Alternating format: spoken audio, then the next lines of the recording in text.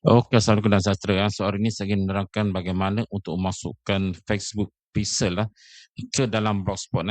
Bila kita mempunyai website syarikat atau menggunakan Blogspot, kita boleh monitoring sesiapa yang telah pergi ke pages kita, siapa yang telah tekan butang untuk dapat untuk beli. Kita boleh detect itu semua dengan masukkan Meta Pixel atau Facebook Pixel ke dalam kita punya Themes atau HTML di Blogspot.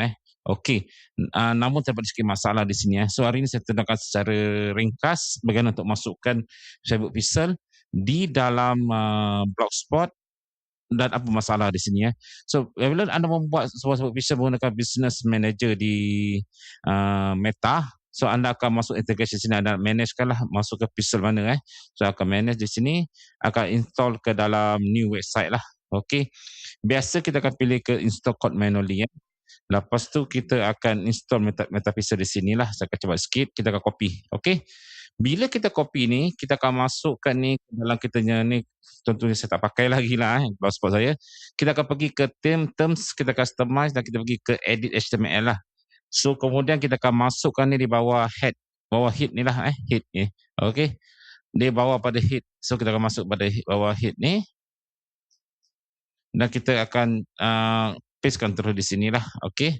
So, kita paste di sini, alright, kita dah boleh dari sini kita dah boleh save lah terus, alright.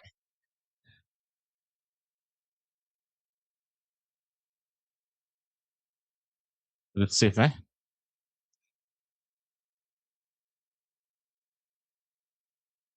Tapi akan keluar benda ni, akan keluar error di sini. Ini selalu akan berlaku ketika nak ambil secara terus daripada Facebook Pixel atau Meta Pixel terus ke dalam Blogspot, akan keluar benda ni. So, untuk cara atasi masalah ini, saya telah buat sebuah artikel, saya tunjuk kepada anda di sini. Alright, di artikel saya di sini. Saya besarkan ruang ni dulu. Alright. So, ini adalah Facebook Pixel yang telah saya buat, alright, yang kita ambil daripada Meta Pixel.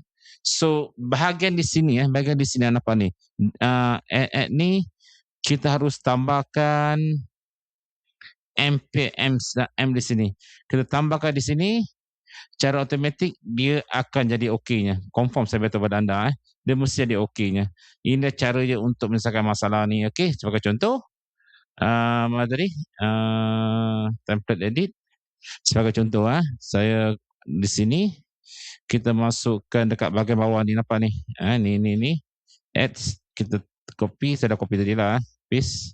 Satu lagi, no script, kita paste. Alright, dan kemudian kita save.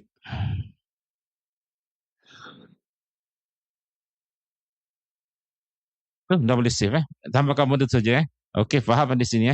Okey, saya padamkan ni balik. Ini tak pakai sebenarnya. Nanti ada masalah. Jangan risaulah untuk Blogspot punya HTML, tak ada apa isu lah. Dia memudah dengan berbanding dengan mana-mana orang kata template atau HTML yang lain.